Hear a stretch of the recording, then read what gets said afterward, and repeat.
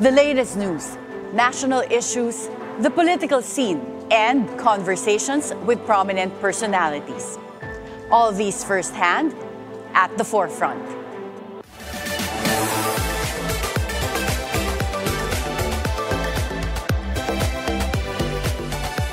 Good morning. I am Attorney Karen Jimeno. Last week, the National Library of the Philippines presented 7 retrieved missing documents of Philippine insurgent records, 3 of which were being sold at eBay for 44,000 pesos. This was discovered by an independent researcher based in London, Jim Richardson, who coordinated with Ms. Lisa Guerrero Nakpil. Can the hunt for other missing Philippine revolutionary records, as well as other national treasures, be sustained? To talk about the retrieval of our national documents is the Commissioner of the National Historical Commission, Ms. Lisa Guerrero Nakpil. Good morning, Commissioner Lisa. Good morning. I'm so delighted to be here and that more people are interested about the missing documents. Well, let's first start with the National Historical Commission. Can you tell us what is the NHC and what is its mandate? Well, our core mandate is to popularize Philippine history. Although in this particular case, the real agency in charge would be the National Library of the Philippines, which takes care of books, and in this case, the Philippine insurgent records. And what would be the National Historical Commission's main focus? So when it comes to documents, you have the National Library. For the NHC, what types of arts or obsession of the National Historical Commission is research, is to delve into these documents, find out the truth about Philippine history through the study of documents. So it's important that we partner together with the National Library. Okay, so when it comes to the actual custody of the documents, it's the National Library, but when it comes to analyzing the contents and putting that in the context of history, it's the National Historical Commission. Yes. With the overall objective to improve or increase the love of country and patriotism. So it's not just history as in dead in the textbook, but how to bring it alive so that we love our heroes, try to emulate them and bring them, make them more relevant in our everyday life. But how do you do that concretely? Do you coordinate with authors so that it comes out, the content comes out in history books, or are there events that the NHC sponsors or holds? Well, the National Historical Commission is actually in charge of all the important historical commemorations from June 12, Bonifacio Day, which we just had, as well as the martyrdom of Jose Rizal, which is enlivened or made alive by the various monuments, commemorations, and historical sites throughout the country. The NHCP also has 29 historical museums. So to make sure all around the Philippines. All around the Philippines, to make sure that everybody is, it's not just a Imperial Manila situation. Can you give us an example of museums in other parts of the Philippines? Naturally, it would be Kawit, which is the Emilio Aguinaldo Museum. There's, of course, the Jesse Robredo Museum in Naga, and the Museum of the Katipunan in San Juan. Plus, there are other, in the north, the Juan Luna Museum. So there's everything. At the Pitan, the shrine where Jose Rizal was, and then in Fort Santiago. So there are many, and I think a lot of Filipinos, including me, I didn't know all of these museums were available in the Philippines. Are they for free? Yes, it is the mandate of the Philippine government to give free admission to everybody. And I encourage everybody should go because it really has the artifacts and it lets you relive how it was before. In Iloilo, we have a Museum of Economic History. Of economic history. Yes, what do yes. you see there? Well, they're in the middle of refurbishing it, but right now it was in the Inchausti trading house. So that was marvelously renovated or restored. And now you can see the economic industries from the north. They have the Ifugao weaving, Iloilo, the barter trade, everything is in there. Okay, so very interesting. I wish, well, how do we know about where these exact locations are, or the list? Do you have a website? Yes, we do. National Historical Commission. Yes, we do. Okay, we'll check that out. And your mother, Carmen Guerrero Nakpil, also served as NHCP chair, and you were previously also the chairwoman of the National Historical Commission. That's correct. Why is it important for your family to take care of the history and culture and arts of the Philippines? Oh, I don't know. Maybe it's like in our DNA. I don't want to make it sound like it's like a family. It is a family obsession, I have to admit. So, you know, when my mother was the first woman chairman of the National Historical Commission, as a grade school student, I remember going there in the middle of the night in a raging typhoon to rescue the documents in the basement of the archives at the time were in the National Library, and we were standing there bringing out sheaves, boxes of aging documents because they were threatened by a flood. You know, that part of Manila floods very badly. And there are no efforts to relocate the NHCP's office and the National Library as well? The archives have been recently rescued. They're going to have their own building, marvelous building in Intramuros called the Intendencia. Okay, so now no more problems with the potential flooding. No more waking up little children to help them. Oo nga, I mean, that's so worrisome, like having all these old documents exposed to the flood. And you personally were a financial analyst and an investment banker before. How did you end up becoming part of the commission, of the National Historical Commission? Well, you know, I think that I am really a nerd and a geek at heart, and I love doing research, and that's the core, the core obsession that I've had from financial analysis. I love checking, I mean, looking into companies, their books and all that. It's not, it's a short skip and jump to studying about history and then art. So it's all related. The past and history are connect everything. And the National Historical Commission of the Philippines, is it considered a government agency? It is, under the Office of the President. Okay, do you have sufficient staffing right now to undertake its mandate? Oh yes, I think we have like we have like 150 people alone at the head office. And how important is the knowledge of the Philippine history in today's generation? Do you see an interest also coming from the next generation of Filipinos? Okay. Well, it's my view that no country can be progressive or economically developed unless they're aware of their own identity. And how do you find that identity if not through your own history, your own culture, your own art? Without that, you will become an anonymous slave to an international economy. The Filipino has to realize that he's unique, noble, and comes from a fantastic, glorious past. If we realize that, we will no longer be oppressed as OFWs, or you know how people push around the OFWs and take horrible, you know, they maltreat them. And Filipinos do not stand up for themselves because they do not have that identity.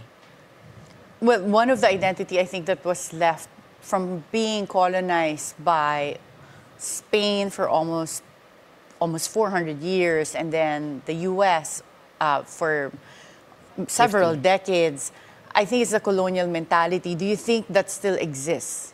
Oh, very much so. And now more so because we have a global economy. So things are no longer being seen as it's becoming a continuum. And how is the NHCP dealing with that lack of, as you said, like this whole lack of identity or awareness of the identity of the Filipinos. We do have commemoration days, but for a lot of Filipinos, they just think of it as a holiday, like a day that they don't have to go to work. What are some of the concrete initiatives of the NHCP? Oh, well, they have one of their major thrusts now is what they call the local history network, so that we don't have monolithic heroes such as Andres Bonifacio or Jose Rizal alone, but also heroes from their own towns and cities across the country, so that they can easily relate in language and culture.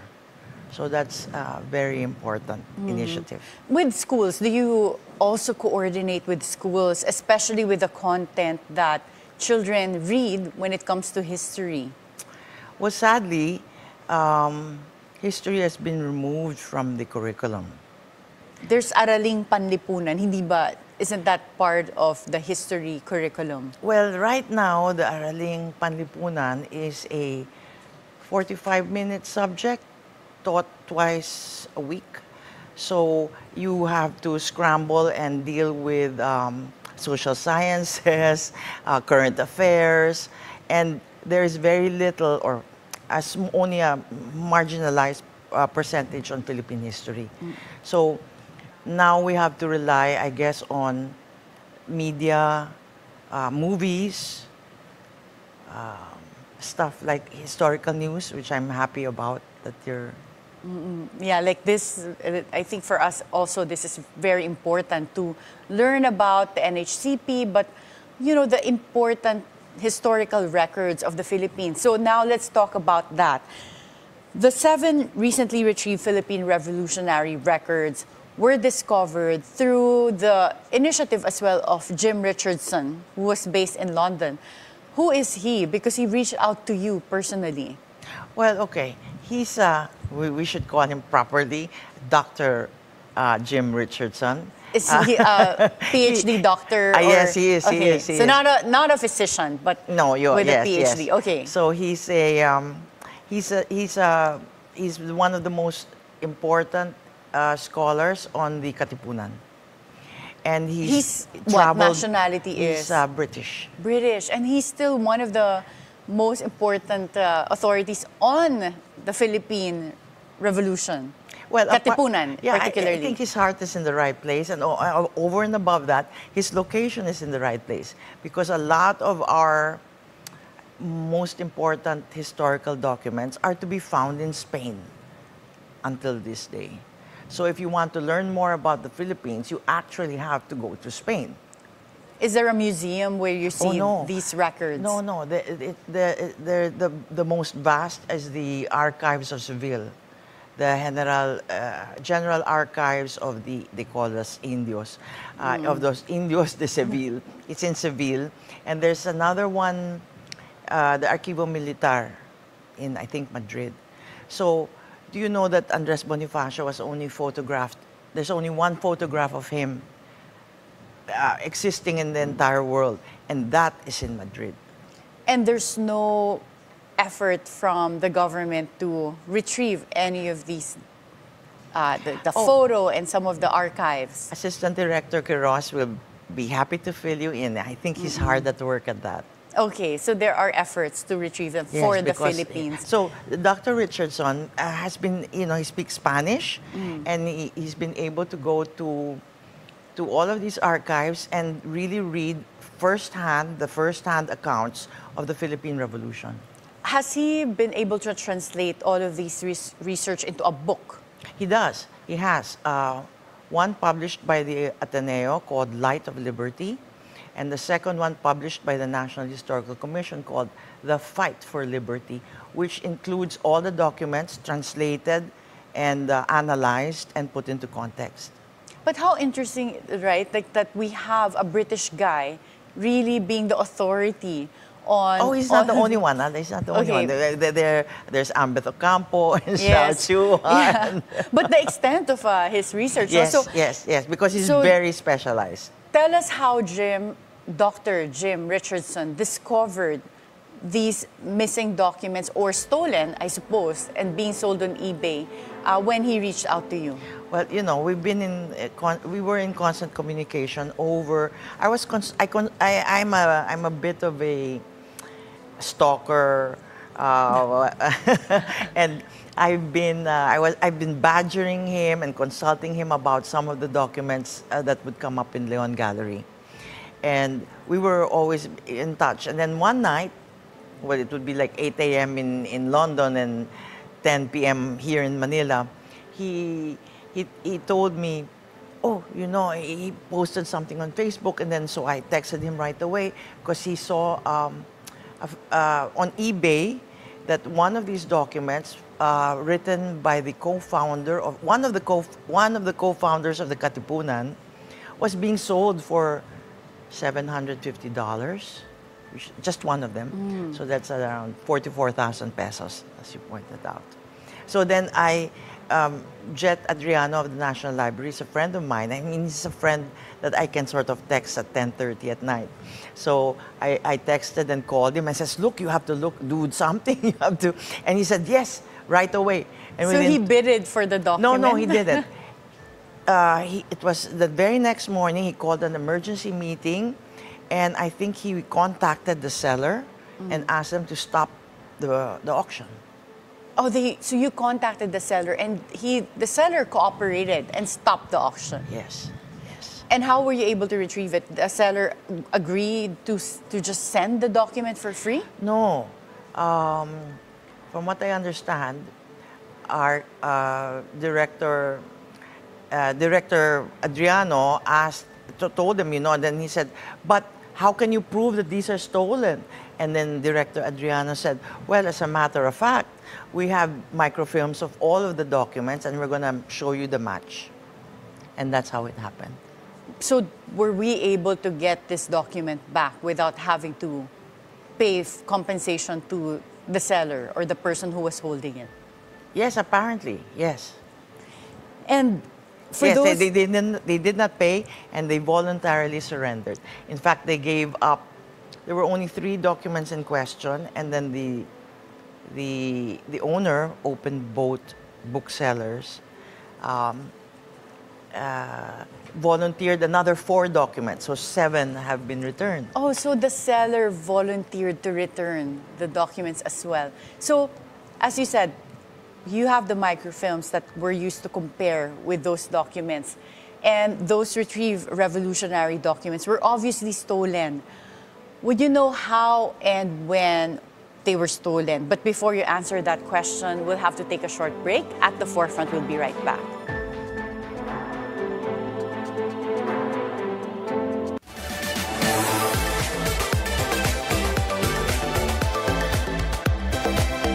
We are giving spotlight with these innovative business enterprises that shares growth in our community. We're giving these entrepreneurs a chance to boost their business in the market. We hope that we inspired you to embrace your passions and strive for your dreams. Let's join Mai Rodriguez together with different entrepreneurs to know their stories and challenges. Pathways to Success, 11 a.m. on BNC, the Bilyonaryo News Channel. Ciao, mabuhay. You are watching The Word Exposed. Prepare our hearts as we dive deeper into our faith and receive the strength from God's Word. Join Cardinal Luis Antonio Tagle as he shares the reflection we need for the rest of the week. We pray that the Word of God would find fulfillment in your life and His blessings be always upon you. Every Sunday, 7 a.m. with replays at 3 p.m. It has no authorization. We hope and pray that it will not rise. Thanks for having me here. Our frustrated bishops. Myself, basically. We always say that.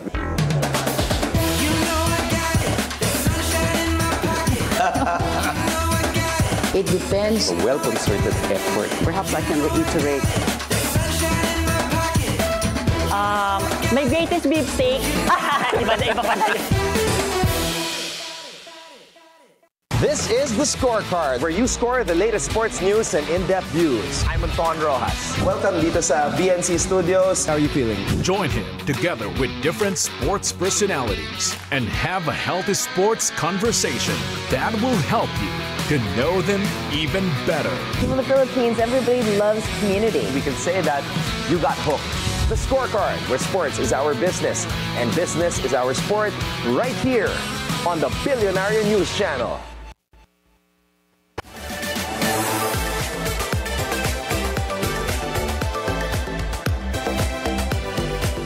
Welcome back at the forefront. And now we are also joined here by the National Library of the Philippines Assistant Director Edgardo Quiros. Good morning, Assistant Director Ed. Well, let's go back to the question earlier. Those retrieved revolutionary documents were obviously stolen. Would you know how and when they were stolen? We have the case records filed against two persons in 1994. The discovery was during that time, and according to case records, it's been happening since the 80s. By only one person or these two people, were they responsible for stealing these documents? Can we name them? Yeah, because if there's a case filed, I think it's we can fine, name yeah. The one convicted was Mr. Bayhon. During that time, he was already with the National Historical Commission. But prior to that, part of National Historical Commission used to be a unit of the National Library of the Philippines. So essentially, it got separated when the National Historical Commission was created. So these are basically employees. The other person who was included in a separate case was Mrs. Moral, the division chief. In charge of the documents. Charge of the documents. And they were friends, and she would let him come in. But later on, and take them home. The case for Mrs. Moral was taken up to the Supreme Court, where she was cleared. Oh, she was acquitted. Yeah. It was a criminal but case. But the case for Mrs. Bayhon was more of an administrative one. Mr. Bayhon, on the other hand, was filed two cases. In one case, he was cleared with that, but the second case, he was convicted. What was the case? Like qualified theft? Qualified theft. Okay. Because he was caught red-handed. So the case was very strong for him. And selling the trial of Bonifacio. One of the documents sold. Selling the trial of Bonifacio and the Declaration of Independence in a store on Mabini Street, just across the Calao from the National Library. Oh my goodness. So, well, you know, thanks to the NBI, yes, they did a sting Were they operation. able to retrieve that? Like the Declaration of Independence, such a valuable document, so they were able to retrieve it. On record, the owner of the antique shop retrieved the documents and returned it. However, other documents that were stolen were also returned by different persons voluntarily after the director of the National Library then called for help from the public. This was back in what year when he called for help? 1990s. Yeah. And do you have an idea what the extent of the theft was? Like how many documents ended up missing? The one on the record is around 300,000 pieces of documents. 300,000 pieces? No. Pieces. Pieces, yeah. Wasn't it only 10,000? That's the number of titles. Oh, the titles. But the actual number of pieces of documents were around 300,000. Yeah. That's extensive. Pages. Yeah, pages. But imagine bringing out 300,000 pages. That's still a lot. So to go unnoticed, no, they were really doing this slowly, over time. Over time. From 1983 to 1994. Hindi ba nahalata yun? Parang, that's why there was a cahoots. kulang. Yeah. And, okay, so going back to the documents that I'd like to point out that maybe 10,000 were retrieved, but we don't know how many more are out there. So they think maybe another 10,000 are still out there and being sold or could have changing already been hands. bought. Changing Yeah, hands. being sold on eBay. Yeah, It's but not just- isn't there an inventory that you can compare against in terms of one, how many were actually stolen, and then how many have been retrieved? Yeah. The Philippine insurgent records, as it is being identified or being called as the Philippine Revolutionary Records, has a listing. It has actually a microfilm copy, so it's a lot easier for the Philippine insurgent records to determine. However, the theft actually did include other documents, other books, aside from letters the of Philippine Leonor insurgent Rivera. records. So our records has a lot of problem because many documents were lost during World War II. In fact, one of the items retrieved earlier when it was auctioned was a bronze of 1 luna. A bronze. Way back 1930s, it is owned by the National Library of the Philippines because the Museum of Fine Arts was still under the National Library of the Philippines. And sorry, a bronze is it a sculpture? It's a bust. A bust. It's a bust Okay. up until here. So it was sold locally, and with the help of the National Museum of the Philippines, the seller also returned the bust, and it's now being displayed at the National Museum of the Philippines. Okay. So it's not just the documents. There are other things that were lost, not just stolen, because But, of you know, the for war. The Philippine insurgent records were only returned to the Philippines in 1959. 57, 59. 58. The law in the U.S. About the return was So this was approved in after the war. 1957. Yeah. So But the actual return was done in 1959. But the call for the return of these documents has been happening Since the 20s. since the early 1900s by Filipino government officials. So for a while, a lot of also our important documents and artifacts was also with the United States. Yes. After being colonized by the U.S. yes, And- because the Governor General of the time, Elwell Otis, every time, as we diplomatically say it, would confiscate every time they won in a town or vanquished an officer. They would capture the documents of the Philippine government and compile them, and then send them back to Washington. And so this colonel, Captain John M. Taylor, was tasked with analyzing and cataloging everything. But before the U.S. government agreed, which is they did us a big favor, they microfilmed everything. So they would have also... No, all and they gave the microfilm to us. Oh, okay. So at least that's how we are able to determine what's still missing. Yes, yes. And going back to the... And to prove if anything was stolen. Stolen, yes. So going back to the stolen documents that were retrieved last week, can you tell us the identity of the seller? Was he Filipino, or where was he based at the time? He's American. He is actually owner of company who's been dealing with books and manuscripts for more than 10 years. So he's a legitimate businessman. And based in Based in Boston, the US. Massachusetts. in Massachusetts. And his name is Dan Lippincott. Donald. Donald Lippincott. Yeah. And it's very, very cooperative. It's very forthcoming. We wrote him through email, just email. He replied right away that he's very, very willing to return the documents. And on his first reply, he already mentioned the other 4 documents in his hand. Have you asked him how many more have been possibly sold by him in the past? So far, that's the first. That's the first first set. batch. The first set. And he is very conscious about historical documents. He is aware that those are Philippine insurgent records.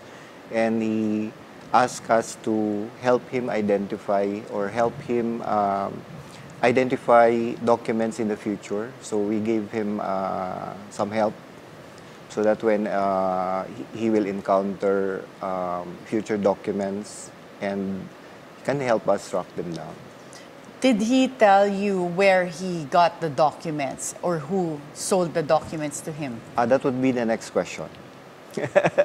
we would like to... You haven't asked You haven't asked him? We haven't asked him yet. We would like to ask him after this I think they wanted to get the documents But these first. documents were part of the missing documents in that era of 1980s to 1990s Yes. that wherein these employees of the National Historical Commission and National Library were stealing documents. Yes, in the court records, attorney, we found out that there was a mention of Ladislao Diva in the court proceedings, and this is actually one of the documents that are being sold. It was mentioned in the court proceedings. Yeah. I didn't see the court proceedings. So maybe you can give us an idea of the details of these 7 retrieved documents. But in the first place, are they back here in the Philippines? Yes, yes. So you were able to get them already from the seller? Yes. The one that was being sold and then the other 3 that Yes. they volunteered. So you have 4. And first, there was the letter of Cavite Revolutionary Governor Ladislao Diwa on February 2, 1889. So we're flashing it here in the screen. Can you He's a give us an co-founder idea? of the Katipunan. Okay, so what's the significance of this document?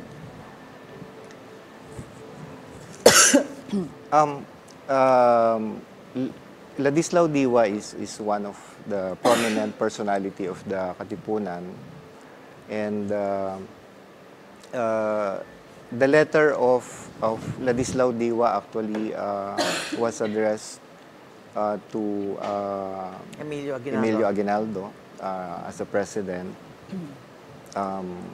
talking about what is happening in their area in Cavite. A lot of the people who buy documents on eBay, correct me if I'm wrong, they really are not after their historical significance, which is what is heartbreaking for historians. They want the autograph. Oh, They want the signature. autograph. They want the signatures, and that's the one that's worth 1,750, 749 and 95 cents. That's what do they're they looking do with the autograph? It's just Because they're more for autograph collection. Yeah, they're autograph collectors. You know, people who want Michael Jackson or Emilio Aguinaldo or Joe Biden or Trump. They want that autograph. So the historians get very upset because they could care less about what's inside, Yeah, and then they just want that. that handwriting in the end. That's just a signature. So it's listed under autographs. And then of course the contents I mean, are they would lost. care less if it was the co-founder of the Katipunan or. So Sayang. it's very sad. Yes. And the next letter, let's look at the letter of Jose Maria Basa, which was written in Hong Kong Yeah. on May 18, 1898, and this was addressed to his relatives in Manila. What is the significance of this document? Basa was part of the Hong Kong junta.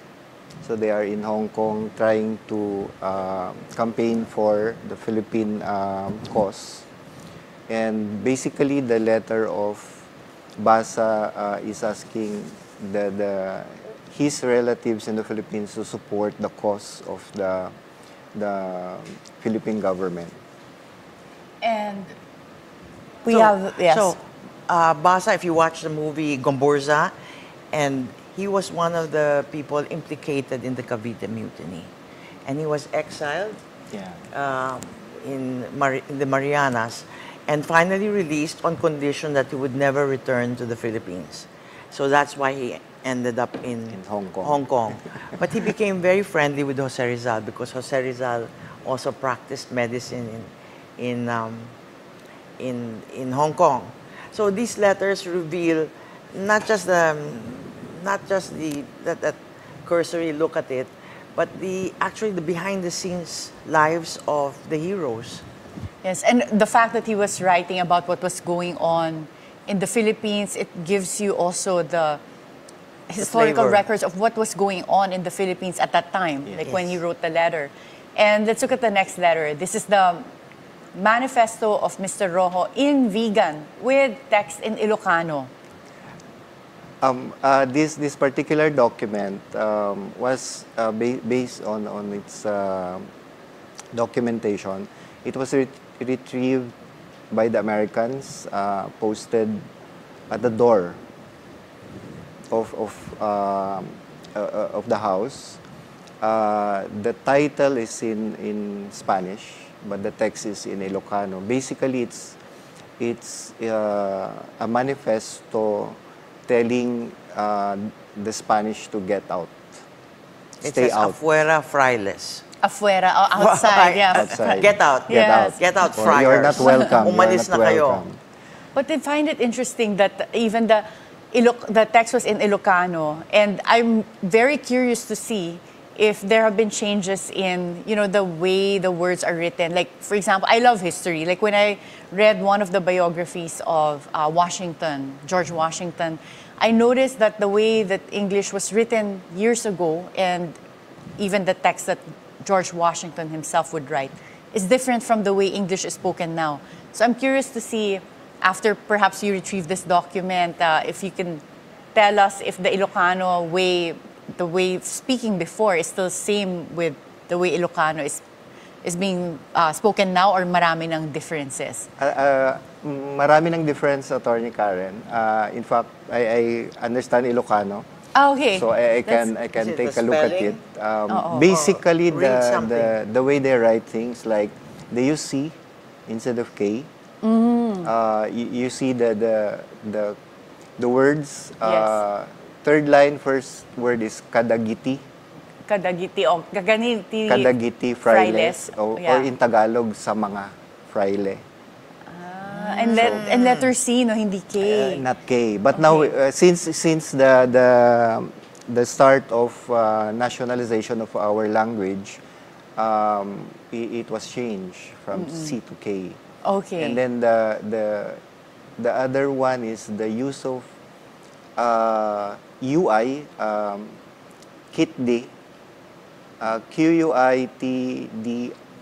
Looks like two people wrote this, no? So the words in Spanish are in one script, handwriting, and the other ones, iba in Ilocano or in another. Yeah, and merong iba nakaslant, and then may iba like Fridays nakatayo, protesta rin. Maybe pagka medyo Spanish, ginagawa niyang patayo yung sulat, no? Very interesting. But I could recognize some of the words. They're like ditoy. I also know a bit of Ilocano. There you go. So, and pati yung T, so... may T. So that's also Ilocano. We still use that up to now. The T-I. So there are words that still being used today.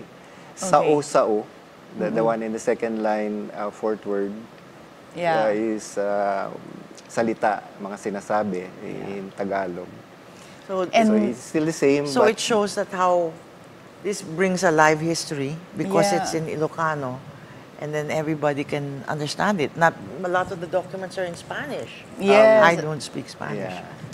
And let's look at the next document. This is the travel certificate for various individuals issued by DAZA from the Capitania de la Administración Militar. What is the importance of this document? Well, it's just an administrative document being done during that time. But the significance would be we can appreciate how the Malolos Republic, how the Filipinos back then set up the government. Early on, they are already organized. They are already running the government fairly well. The question systematically, they have this mechanism, they have these processes. So this is a testament that our we weren't just bandits. Yeah. And you can also see, for example, if you wanted to trace any of your ancestors, like if they were part of the records of this Administración Militar, then you'd find the name there. Out perhaps. of Sorsogon, by the way. This was out of Sorsogon. This is out of Sorsogon. Interesting. See, And, even where the posts were located, that you'll find out from the records. And you can see actually in the document the seal of the province of Sorsogon. So the Malolos Republic was able to establish provincial governments, and they have a seal. They have a stationery. That's actually a stationery. It's not just an ordinary paper. And the administrator was Daza, right? Uyene Daza was a hero. That's Balangiga. how organized were the Filipinos, the Malolos Republic, before they were taken over by Americans. Okay, so you also get to see from the records, right? Like whether there was a legitimate government that was formed after Aguinaldo became president. In fact, in other documents, we can see that the Americans also respected the government. That we saw in Quezon, for example, there was an official turnover from the Quezon governor to the American who took over the administration of the provincial capitals.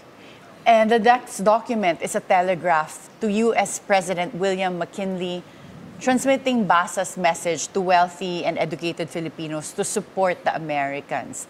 Can you tell us about this document? That time should be taken in the context when we are negotiating from America the help from them to against the Spain. Against Spain. So they were then in the process of meeting with the Americans in Hong Kong. So this telegram was asking the support from the Americans before the Philippine-American War. They were betrayed. And next document, we have a registration certificate issued to Don Cirilio Musni for his Carabaya and Cifras. What? Carabao. Okay. Yeah, Carabao. so Carabaya And brand. Carabaya is a female Carabao. Kaya pala. And The Cifra is basically the brand. mark, the branding that they use in cattle or Carabao as a proof of ownership. And again, this will show to us that they have this process of registration. It's like getting a land title. It's about registering the brand that you will use in your with your Carabao. yeah, I can see it like the credencial de propiedad. It's like a proof of ownership. Yes. And then there's a brand. Yeah.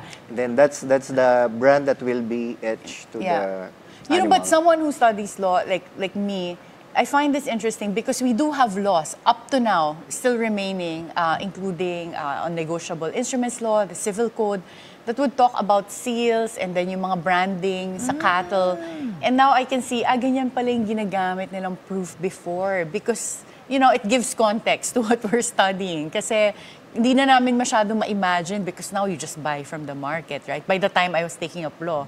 But now I see what the root cause was of coming up with those laws. Again, we can see here, Attorney Karen, that even during the establishment of the Malolos Republic, they were able to retain a good sense of governance.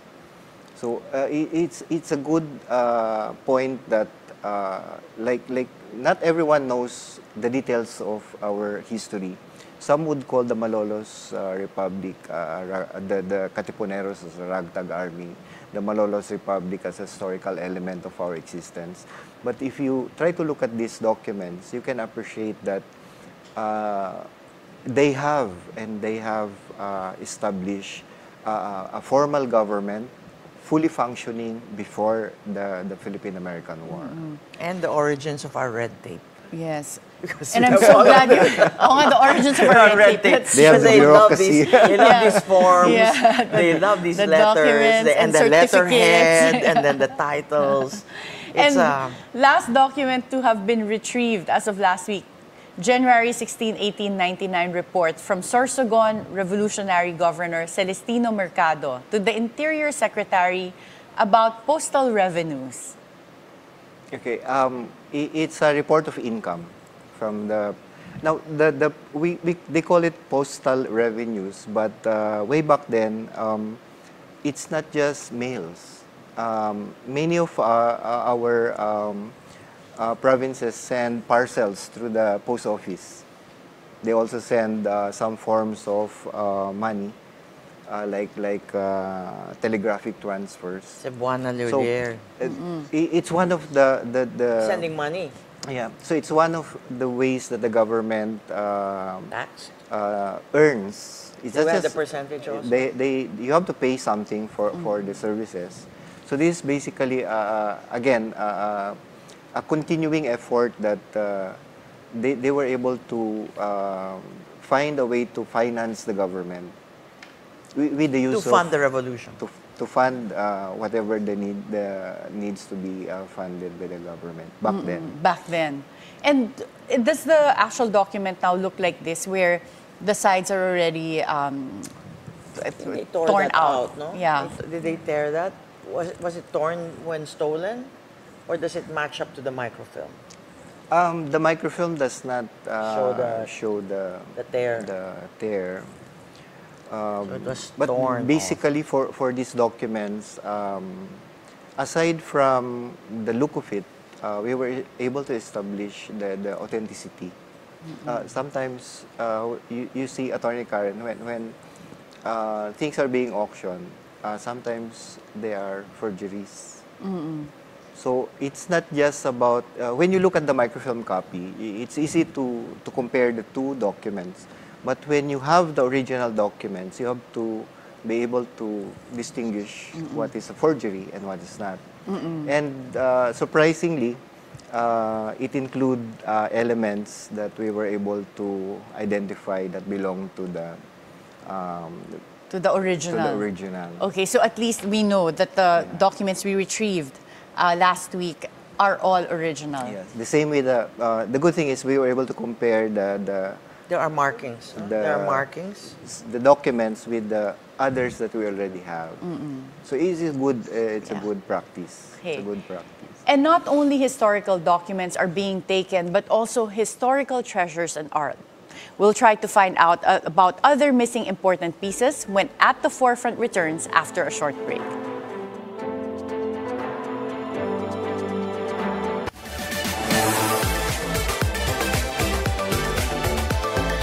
Magandang gabi, ako si Corina Sanchez Rojas. Magandang gabi, ako po si Pinky Webb. Simulan na natin ang agenda. Nasa radyo na, mapapanood, mapapakinggan. 94.7 FM. Nahaharap ngayon ang Estados Unidos sa isa na namang 4 na taong Trump presidency.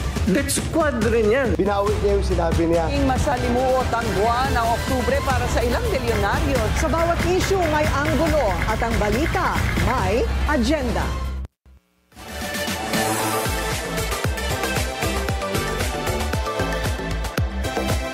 Welcome back at the Forefront. And Commissioner Lisa, can you give us an idea what other important pieces of history are still missing? I'd really like to focus more on the insurgent records because we're thinking of maybe 10,000 documents are still out there. 10,000. But I think that's an underestimate, right? If there were about, as you 10,000 said, titles Assistant and another Director Ed, there are about 300,000? almost 300,000 that were stolen. We hope not. Oh my goodness. Well, what do you think? If 10,000 titles were retrieved, we figure over 10 years maybe another 10,000 are out there? But there's no way to find out the exact number. There is actually, Attorney Karen. Right now, the good thing is we got a funding from NCCA.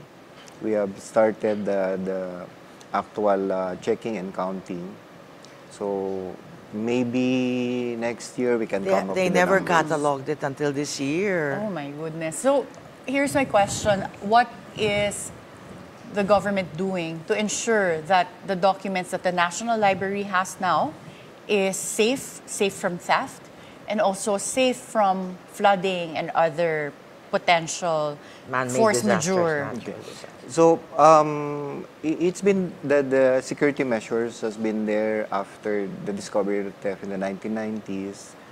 One simple mechanism that was used is to remove all trash bins inside the reading area. What do you mean? They were No putting trash it in bins. trash bins? It was a suspicion that they're putting it in the black garbage bags. So no trash bins, and inside these areas we use clear plastic bags. And then we instituted You frisk people? security You gates. frisk them? Oo, yung frisk nyo raw, tsaka chinecheck nyo ba yung bag There's a paglalabas? CCTV now? By now, we have locked down the room. So it's a lock-and-key mechanism. What do you mean lockdown? When you're Nobody's researching? allowed inside. Okay. Dapat And lang, when yeah. a researcher comes in, as much as possible, we Never just let them touch the documents. give them the microfilm copy or the digital copy. We Tama, have started wag na- digitizing yeah, them. not the original. And we have started putting up surveillance systems. And now we have put up gas-based fire suppression to guard against fire. We are also have instituted environmental monitoring approaches, like we monitor salinity, the presence of bacteria, the presence of hydrocarbon emissions, dust. And thieves. No, but tell about what you were telling me earlier about the retrieving from Seville. Yes, The what document, initiative do you what have? Because initiative? earlier, Commissioner Lisa Yeah, but I said shared you- that a lot of our archives are in Seville, Spain. With regards to manuscripts, records, actually by this time, it's already with the National Archives of the Philippines. So it's the work with the National Archives. But every time we deal with foreign countries, it will always be through our Department of Foreign Affairs. So our counterpart, the DFA personnel in Spain, are the ones directly working for it. But in some cases, You said they were positive. the negotiations have been going on, and they are very positive in returning. We also did encounter some heads of agencies in Washington, in the U.S., and they are very positive in these kinds of efforts. And the Smithsonian. Yeah, even the Smithsonian. We Smithsonian went there has- last time, and the director of the Smithsonian is very positive about They have the it. brains. About returning. They have About the brains returning. of they took brains from the indigenous people in the Oh my north. goodness. We have brains that are preserved, and are they currently in the Smithsonian? Yeah. But These are Filipinos who participated and died in the U.S. In The the Saint St. Louis? Louis expedition. Not from here in the Philippines. Not from here. The ones who died in St. Louis. Yeah, but they're Filipinos.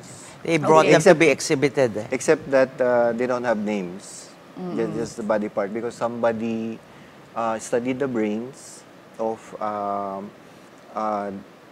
I believe he was an anthropologist. yeah. But objectively, are you confident that if we are able to retrieve these important archives and other artifacts, that the Philippine government can keep them safe and preserve them here in the Philippines? Actually, that's the dilemma that we are having even with the National Museum. We always talk about getting documents, artifacts, but the first question is, are we ready? Yes, we are. For us, we are preparing for whatever. Like at the National Library, we did have earthquake retrofitted the building for almost a decade. And then we started first with fitting the building with fire suppression and environment control systems. We are still working on it. Yeah. So for temperature-controlled rooms, ganun na tayo. Eh, Because the opo. humidity can destroy documents. And salinity, because our building is By the bay. By the bay. Actually, the Calao area is a reclaimed land, and 1 meter below our ground floor is seawater. So it's very dangerous location. And to have another building in a very safe place would entail a lot of investments. So we're still working on that.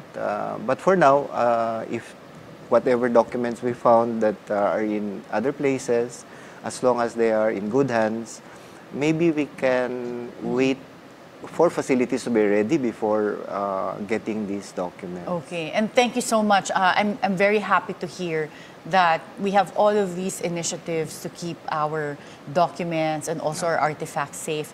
But also, thank you for sharing with us the good news that at least these important historical records were returned to the Philippines.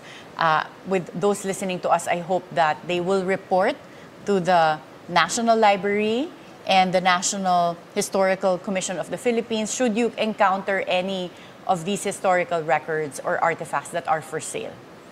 Thank you again. Thank you. Thank you. Yes, it's just the tip of the iceberg. So every bit of help you can give us, thank you so much. Well, we're very happy to have you here. Thank you again. The recent retrieval of 7 important documents of the Philippine insurgent records has ignited the enthusiasm of both the National Historical Commission and the National Library in searching for more valuable historical documents. These may be just pieces of old paper and writings to some, but they are priceless chronicles of our country's history and patrimony. Be timely informed, be insightful of the news. Always stay at the forefront. Join us again tomorrow for meaningful conversations that would help you form an objective personal opinion. This is Attorney Karen Jimeno. Thank you for spending your hour with us.